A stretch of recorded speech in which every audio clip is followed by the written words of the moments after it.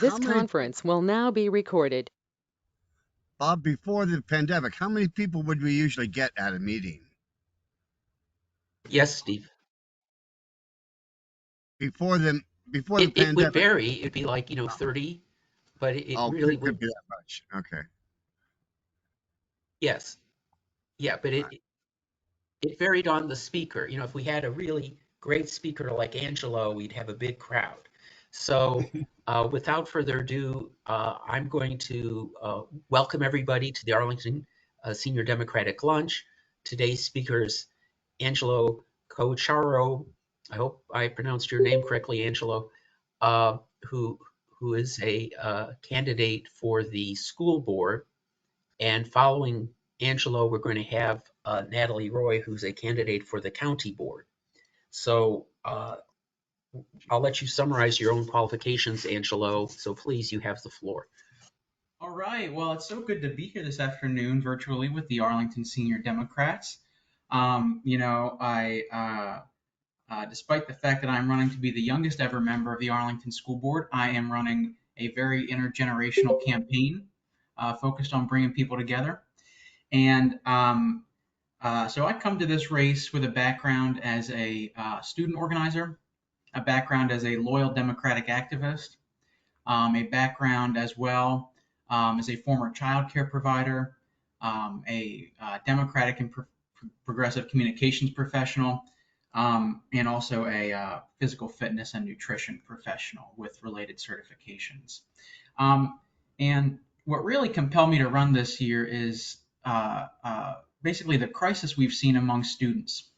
So as we emerge from this pandemic, it is very clear that our students and our schools are in crisis. From a mental health crisis to the substance abuse crisis with which we are so terribly familiar here in Arlington County, students are dealing with a lot of challenges and they're having trouble coping. We just saw recently a horrible CDC report saying, in particular, girls are in crisis with, I believe, nearly or more than a doubling in suicidal ideation, depression, anxiety among girls in the last couple of years, as well as LGBTQ youth. And I think that's for pretty obvious reasons. Another challenge we're seeing is teacher burnout. Teachers are underpaid, overworked, and they're from what they tell me, they're often micromanaged. And these are challenges. And Arlington needs to be able to recruit and retain the best of teachers. And that's a big priority of mine. And finally, the third biggest challenge I see is just repeated interference from Richmond under this MAGA governor that we have when it comes to LGBTQ youth, when it comes to Black history. I saw recently he now wants to come after women and girls' menstrual data for criminal prosecutions. This is what we're up against, and this is what I'll stand against on the school board. My priorities in this race are pretty simple. One of my top priorities. This conference will now be recorded. One of my top priorities is I want to bring the student. I'm sorry. Voice. Yeah. I hit the wrong button. Oh, no worries. All right, we got it now. But I'll start over my sentence so that you can catch all of it. One of my top priorities is bringing the student voice to the table. And I have a number of plans in that area, and I can get into them as we get going with the discussion here. But when we talk about student mental health, substance abuse, when we say listen to students, I've got avenues to change, to enact actually structural change to ensure their voice continues to be at the table, not just in a one-off kind of way on any particular issue. I'm also running on a priority of paid family leave for the teachers. This is an enormous challenge, especially when you consider that 75% of our APS workforce is women, who disproportionately are expected to do child rearing work in the home. We need to make sure that folks are able to stay tethered to the workforce, especially our teachers who are in high demand right now when they have children and decide to build a family. Another key priority of mine is free school meals. We can, in fact, afford this here in Arlington County. We're one of the wealthiest counties in the nation.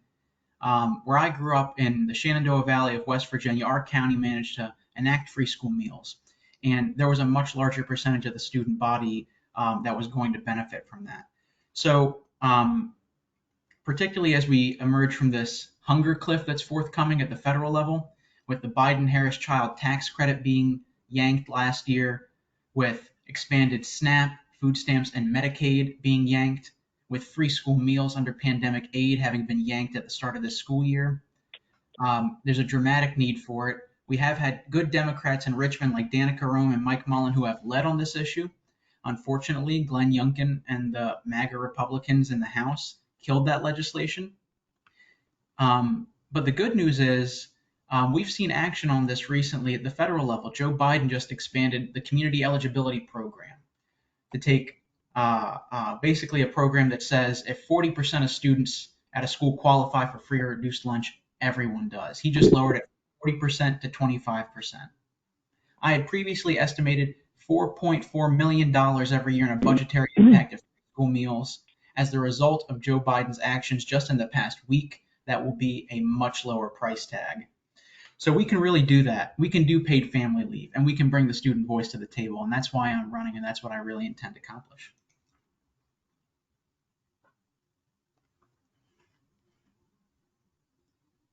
Okay, so if that concludes your remarks, we'll start questions, and by tradition, I get the first question, and that is that, in my opinion, probably the most delicate thing that the school board has to do is reach consensus with the county board for overall school funding. I mean, obviously, there are many details to serving on a school board, but the touch point is getting consensus between the school board and the county board as to the funding level.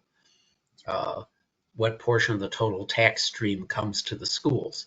What are your views on that? What would you do on that very important issue?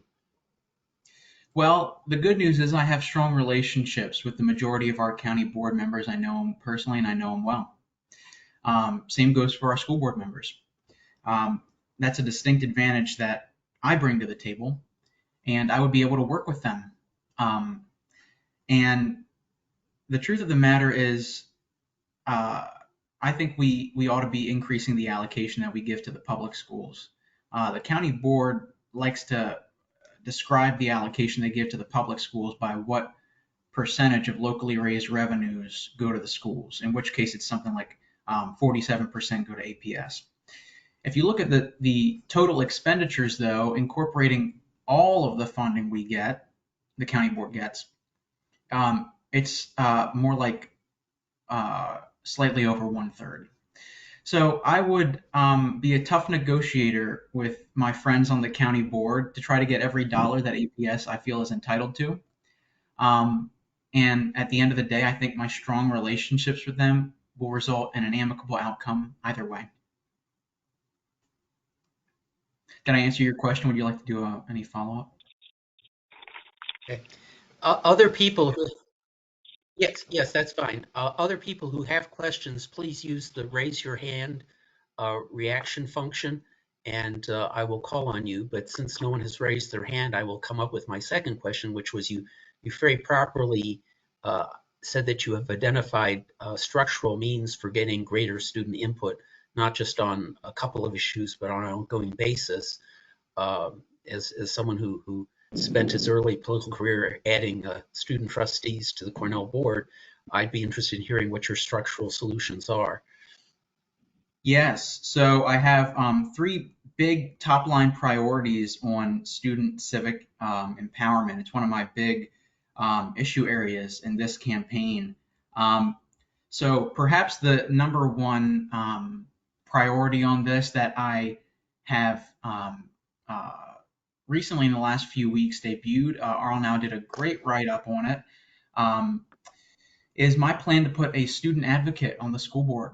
This is firmly the norm in all of our neighboring jurisdictions. Count them: Alexandria, Fairfax City, Fairfax County, Falls Church City, Prince George's County in Maryland, Moco in Maryland, the district. They all have one student representative on the school board, sitting up there on the dais with the board members, giving them an ability to hold truth to power, raise their voices in real time on a range of issues.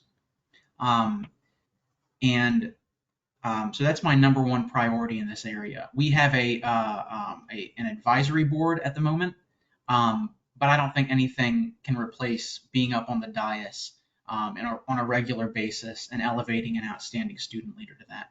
And these localities will structure this in various different ways, be it an application process or these kinds of things, nominations by principals. There's a lot of options there.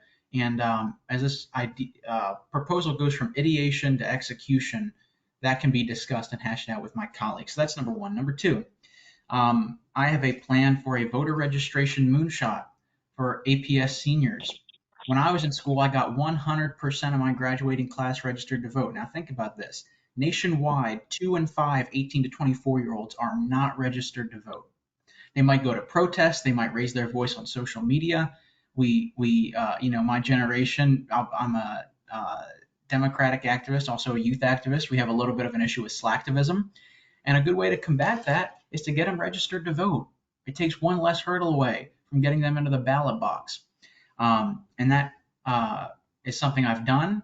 I did it not only at my high school, I also worked on voter registration drives for the same organization at Alexandria City High School. This is something we can do, and I would lead on that. And number three, my top priority here, the county board possesses the statutory authority to designate early voting sites. It's quite cheap to do this. We pay a variable rate of, I believe it's $175 to $225 a day to early voting poll workers. And I believe we could staff that at 3 high schools in Arlington County so that students can vote during the school day, which would greatly increase their ability to make their voices heard, particularly on local matters.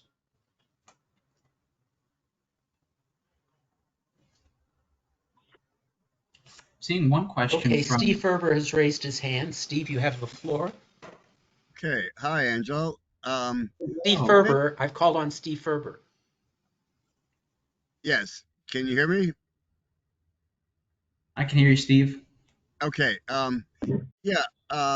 Angelo, sadly, this nightmare we're in with school shootings has, of course, continued. And I don't know really what the current status is on the police officers in the schools, but where are we there, and what is your opinion as regarding that? We do not have SROs in schools currently across Arlington County in public schools. We are in a perilous moment with gun violence in America. Since 2019, deaths among minors by gun violence has increased 50%. It's devastating. Lives cut short. It's particularly painful for me. When I was in school, I organized our walkout after the Parkland shooting 5 years ago. We had great hope that 5 years down the line something would have been done. And thank God for Joe Biden and Democrats, we got some common sense regulations passed last year. We got some common sense regulations passed in Richmond under Governor Northam. Unfortunately, there's a lot more to do. And this really comes back, my day job, we work a lot I work for the American Association for Justice, the National Trial Lawyers Association. We work very much on the ability of folks to sue gun manufacturers for their products. Because right now they're marketing the AR-15 as a token of your masculinity. You're a big tough guy if you own an AR-15. And now some manufacturers want to market a JR-15, a junior AR-15, to teach kids. Sadly, we don't have a lot of mechanisms at our disposal at the school board to directly impact this challenge. There's good legislation that's gotten some action in Richmond. I don't know the current status, to require all schools to have silent panic buttons in main offices and hidden silent panic buttons. It's called Alyssa's Law, named after a girl who died in the Parkland shooting. And these are common sense measures. School security, in terms of building design, these are common sense measures. Security vestibules. In terms of SROs, there is a limited record of their ability to stop school shootings in real time. I was at a recent Civic Association meeting in my neighborhood, Radnor Fort Myer Heights. We had ACPD Chief Andy Penn come out and assure folks that in the event, the horrible event, of any kind of gun violence in APS, the police department is not impaired in their ability to respond. He was very clear on that point, and I believe Chief Penn. We took SROs out of schools for a good reason, which is they have been demonstrated to fuel the school to prison pipeline for Black and Hispanic learners.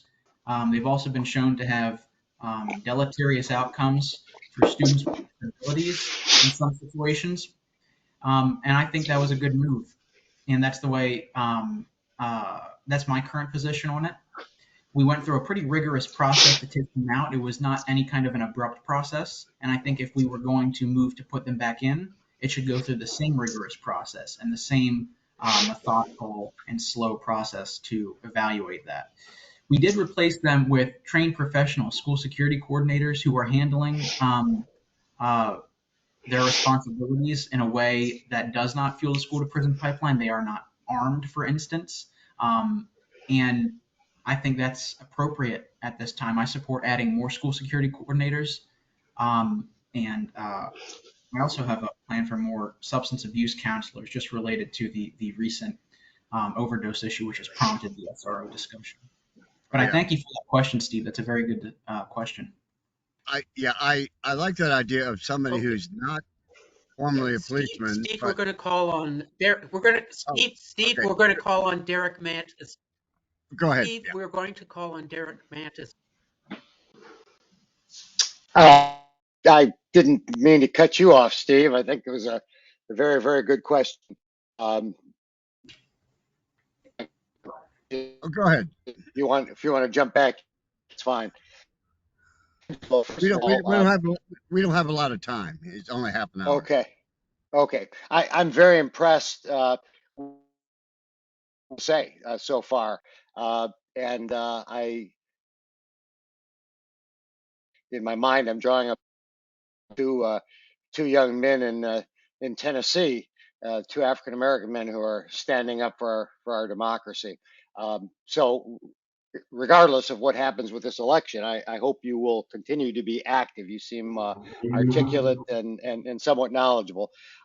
My question is, and my sources may be way off. I'm an old guy out here in the periphery, but I had heard that you had resigned from the race or stepped back from the race because of fundraising difficulties at one point, and then all of a sudden are back in. So I wondered, number one, if you could clarify that, and then number two, since you're back in the race, unfortunately, fundraising is a reality, and how you're going to address that for this campaign. Yes. Well, Derek, I appreciate you asking that question. The truth of the matter is a lot of campaigns will have internal deliberations sometimes, and somebody hits the wrong button on a website from time to time, and this happens. The truth of the matter is I am in this race, and I believe I have the support to win. I believe I will have the resources to win. It is a common pitfall of young candidates to face difficulties on some fronts, but it's important to be realistic and not a perfectionist.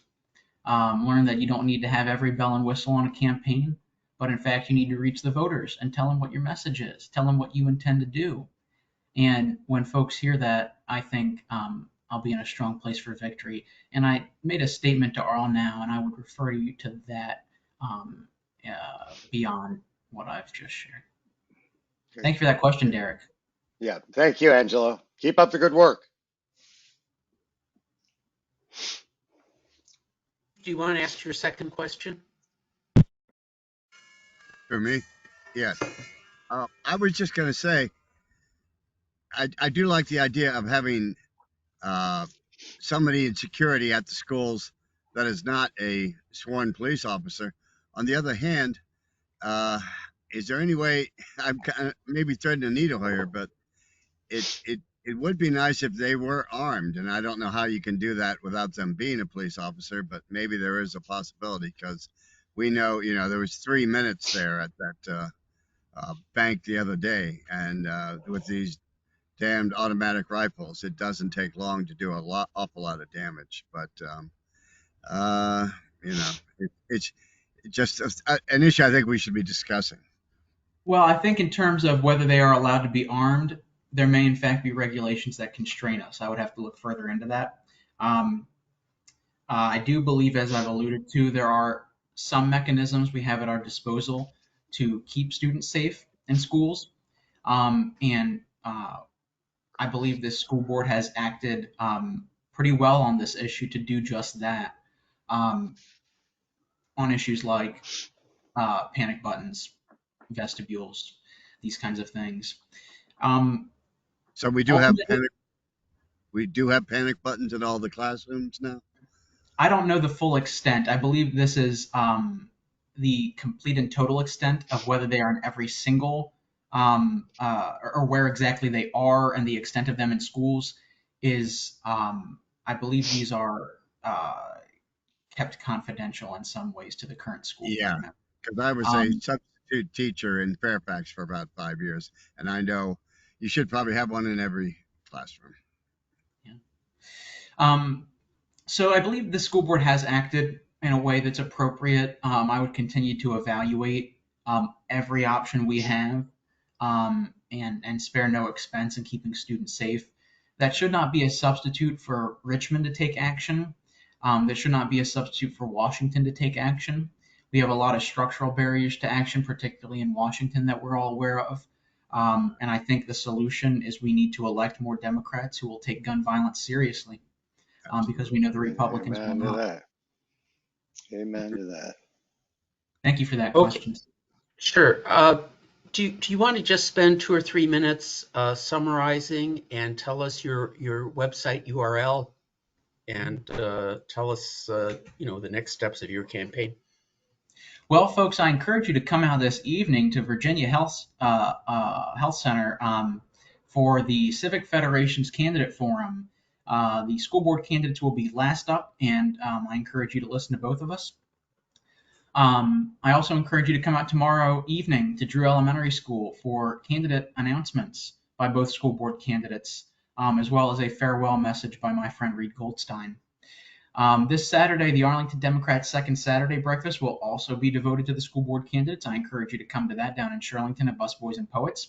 Always a good time, and I think it should be a good discussion of the issues and the candidates and who can uphold the values we share as Democrats on the school board.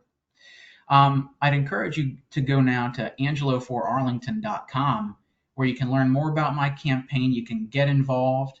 I have a great intake form at the bottom of the first page where you can tell me about your ability to make phone calls, knock on doors, host a meet and greet, or just give me some feedback on my campaign. You can also click donate, go to my Act Blue. Every dollar helps, really, truly, in a race of this small a scale, where it will be a matter of a low 4 digits of voters that determines who the winner is in a county of 250,000 people. You really can move the needle, and I encourage you to do so. The truth of the matter is we have an exciting opportunity in this campaign to enact a generational change and to ensure that integrity is upheld on the school board, ensure that the values we share as Democrats are upheld, ensure that we select a candidate who has always defended the values we share as Democrats and never ever undermined them. We have a choice ahead of us, and we need to choose right, and I encourage you to cast your vote for Angelo and the change that's overdue. Thank you so much for having me, Arlington Senior Democrats. Yeah, well, we really appreciate you taking the time as well. Excuse me, Bob. And yes, sir. The Civic Center debate, there's one tonight. That's right. Civic Federation debate. I'm sorry. Yes, right. Association, I meant to say. Federation. Yeah, that'll be at BHC Health. And which candidate's going to be there? Just the school board or? All of the candidates. Every year they have all Okay. the candidates. Yeah, well, I know, but usually it's, at the end of the summer. Where is it going to be? That'll be at VHC Health, Virginia Hospital Center. Oh, you're right. Okay, usual Hazel Auditorium. The Arlington Hospital is what 7 o'clock? people with gray hair call it. Yes. Okay. Could I ask who caller number 01 is? The two people we have on the phone. I'd love to have your names. The people that phoned in. Could you give us your names, please? And maybe mute yourself. Okay. Can you hear me? Yes, is this Linda? Yes, it is. Okay, we're going to rename you Linda. If my mouse works. Please. I'll accept that, but it's Isis Linda preferably. Well, I can't even find my mouse anymore. Where? Okay, and how about our other caller?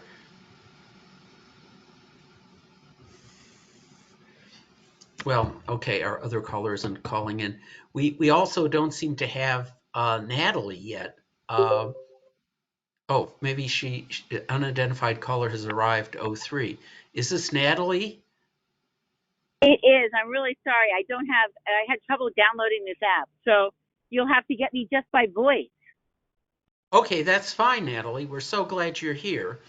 So we have a member of the county board candidates. One of the county board candidates is here, Natalie Roy, and she's joining us by phone rather than by camera. And she has had a long experience in Arlington. She's a realtor. She's a bicycle advocate, and she is running for one of the two seats that's up for reelection in the county board race. So without further ado, Natalie, why don't you introduce yourself for a few minutes, and then Sure. we'll go to Q&A. That sounds great. And I really apologize. I had trouble downloading it. I'm en route. It's been a busy time. So you can just imagine I'm sitting here in a park and I have sunglasses. That's the only visual you really need.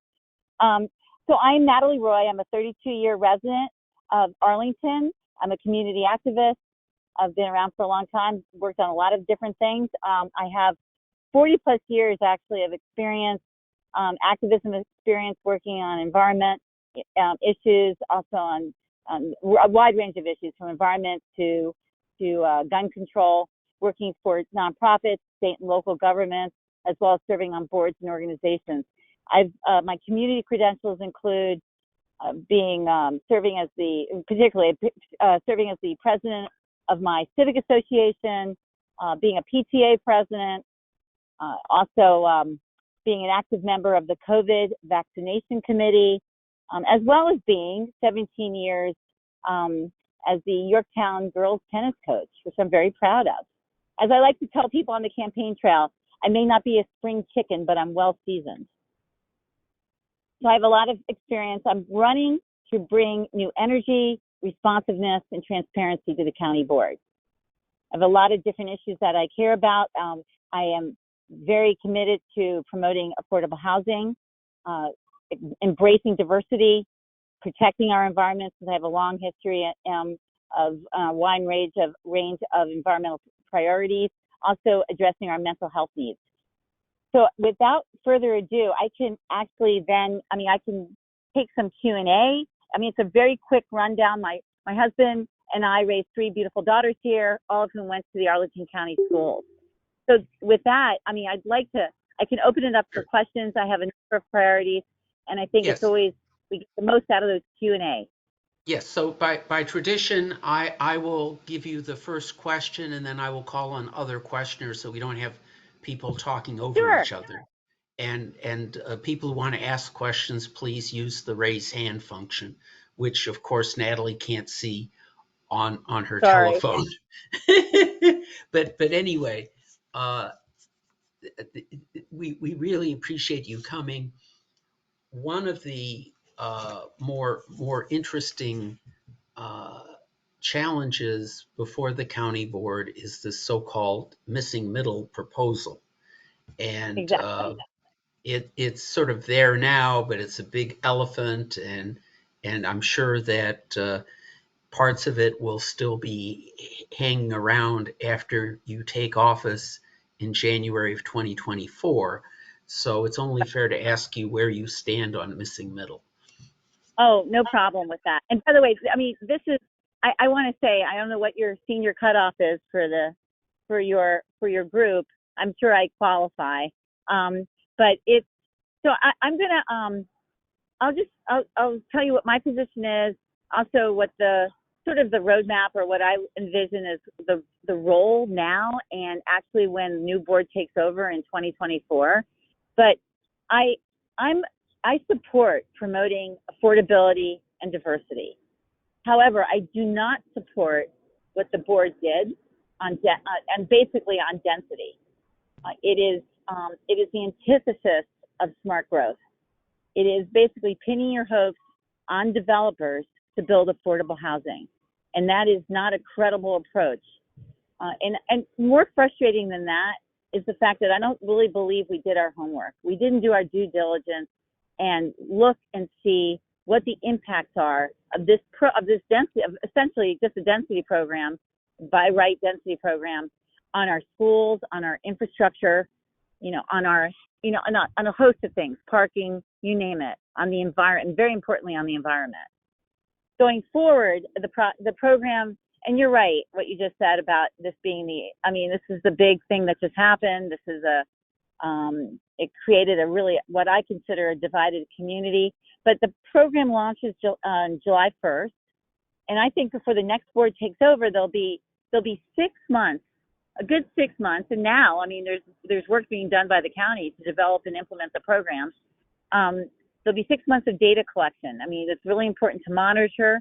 And that data collection is going to include a number of really important pieces of information, including, what permits, if any, were actually submitted and approved, what the parameters of those permits are, the size of the project, the location is also critical. As also, are there unintended consequences? Those are all really important. And that data collection, working with stakeholders, having a public process, is really important. Come 2024, where I feel the new board will be able to come in and look at that and say, is that program meeting the goals that were originally laid out in 2019 for diversity and affordability? Is it meeting the goals we all share? And if it isn't, then taking a reset button and saying, okay, how do we readjust, and how do we possibly reconsider the entire program? So that's my viewpoint in a nutshell. Well, but just to play devil's advocate here for a second, once you give property owners sort of certain of right development rights, it's hard to take it back. So that's a really, really good question. And I've spoken to lawyers on all sides of that question. The county attorney himself has apparently said, I didn't hear him say this, but he's been quoted as saying that you could rescind, you could go back on this program. And actually across the country, you've had some jurisdictions like Gainesville, Florida is a good example of that they did make that step to rescind. But getting back to your comment, because we're a property rights state, how do you actually do that? My understanding is that you would do it with a public process and a study, and things that we really, which would be, obviously, I'm about transparency. I'm about improving our public engagement. So that would be something that I would be totally wholeheartedly in support of, that you would do a big process. You would have a process, you would have a study to be able to really reevaluate. But again, I'm not an attorney. Those are questions I have heard people on both sides say you can't go back and take you take the value away from someone's property after you've given them something through this. But I've also been told that you can do it, but you can do it after a study and after a public process. Hope that answers that question. Yes, it does. And now I'm going to turn the floor over to Steve Ferber for a question. Sure. Yeah. Hi.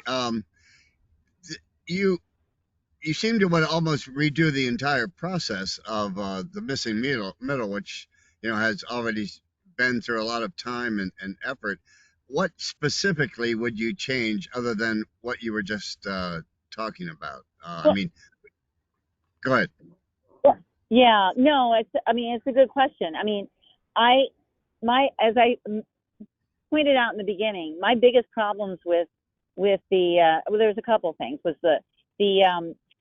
the whole premise of the current program is you're basically depending on the private sector to build affordable units. If you're really looking at what this was originally intended for, which is affordability and diversity, you're looking at the private sector, and as it was mentioned in the beginning, I am a real estate agent. I'm a real estate professional, and I've never seen where that has happened. That is not what private developers do. They are making money. It is pretty straightforward. This is not something. It's all about, and the home prices that you're talking about, in terms of affordable homes for essential workers, for the most vulnerable members of our community. It's really what really goes into the equation here. It's land acquisition costs. It's what the market will bear. Now, what would I do? I actually put a pretty lengthy housing position on my website, which included a whole host of things, including looking at a whole number of what I consider creative things, as also refreshing and rejuvenating a lot of the programs that Arlington already has in its toolkit. So, for instance, so looking at those kind of programs, looking at housing co-ops, those kind of programs, community programs that actually take older homes, refurbish those homes. They invest in those homes and then put them back on the market at below market rate for low and mid-income residents. There's a lot of programs that we should be looking at and investing in. And so I think those are the types of opportunities I would be looking at. But with the current missing middle program is all about the private sector. And I don't have much, there's not much you can say other than it's going to be a free-for-all, and it's going to be pretty sweeping. So but I do think that we have programs in our toolkit. Again, another big, I think, potential opportunity out there is all the empty commercial space.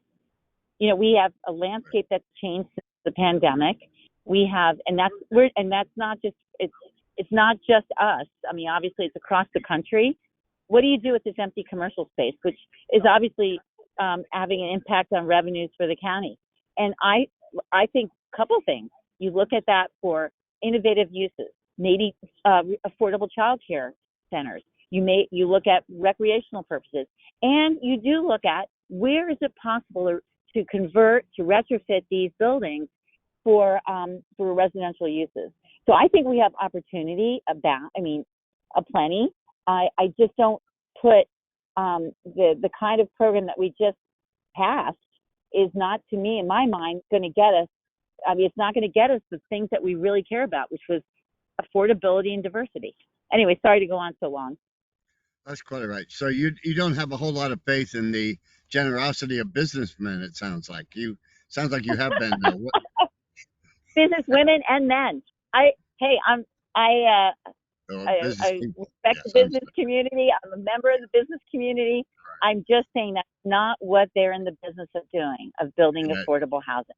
And I don't know anybody who would do it that's what they do. Right. Okay.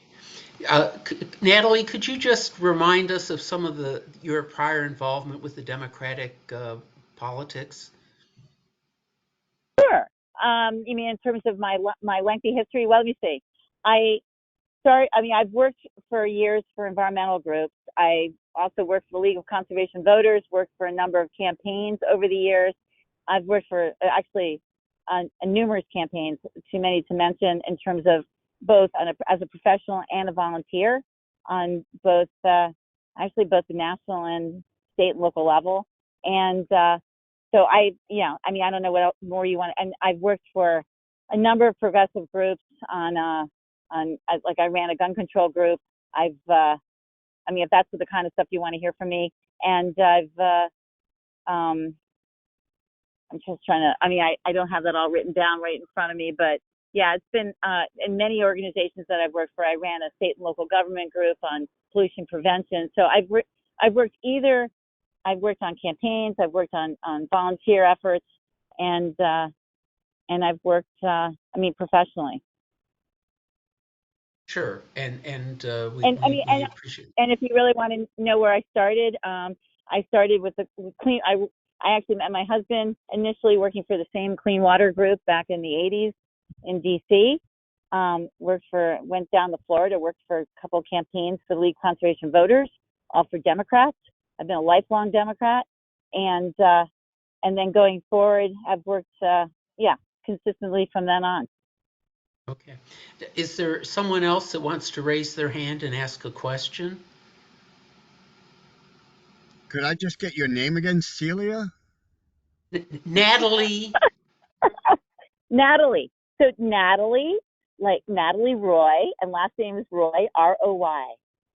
And my middle initial is U. Thank you, Natalie. You're Okay. welcome. All right. Well, one more question I have is, where do you see Arlington's relationship between the county board and the school board going? Well, I'm very committed to more collaboration with the school board. I see it. I see us hopefully forming tighter bonds. Obviously, there's certain things school board does, certain things county board does in terms of jurisdiction, but we have a lot of overlap in the terms of facilities that we jointly manage. I think there's a lot of things that we can be doing. I also think there's a lot of overlay as well with right now. One of the biggest things I hear door to door, aside from missing middle, aside from many people telling me that they don't feel like they're being listened to, I also hear a lot of things about the schools, about mental health needs across the board, from young people all to seniors. And I think that we have there's lots of possibilities with the schools working to address those kind of needs, making sure we have services for people who, when they get out of the schools, when they're out of the school system, that for young adults, that there are the kind of programs that we need in place, because mental health needs, that whole issue is really, I hear it at almost at every meet and greet I go to. So I think I also hear, another thing with schools about safety, and I think that I can't imagine anybody who's running is not committed to improving and making sure that we keep our schools safe. Okay. Are there any other questions? Last call for questions. Okay, well, seeing none, Natalie, could you just spend a couple of minutes summarizing and include your website URL? I can do that. My website is natalieforarlington.com. And is the the number 4 or the FOR? It's Natalie, NATALIE, for FOR, and then arlington.com.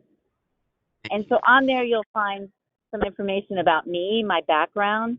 You'll also find that position paper I told you about on housing. So you'll find various testimonies that I've given, press release that I released about the Key Bridge Marriott.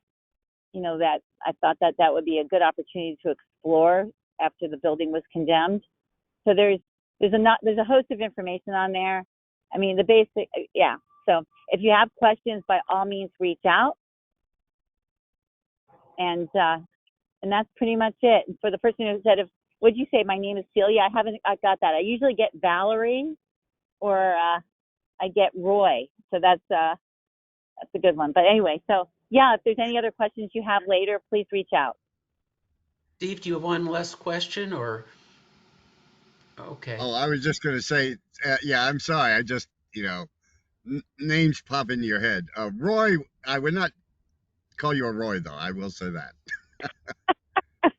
Well, this is a total digression. I will just tell you, my husband's name is Nicky. And by the way, I told you we met working for the same environmental group in the 80s. He's still saving the world. He works on climate change, works on the Hill. I joke that I'm saving the homes. I went into real estate to help pay for the kids' college tuitions, and he's saving the world. But I will tell you, in terms of names, I decided after a friend of mine told me he tests different names at Starbucks. I gave my husband's name Nicky, and I realized that I was getting a bigger grin with the name Nicky than I was getting with Natalie. So it was actually sort of funny. Some names have a different, it was a happier name, I guess. Anyway, that's just a digression. Well, whatever name you give it, Starbucks, we're very grateful to you for taking the time to visit with the Arlington Senior Thank you. Democrats. Our Thank next you. our next meeting will be the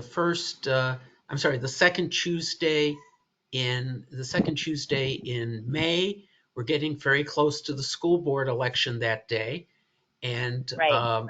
I'll now declare this meeting adjourned. Thank you once again.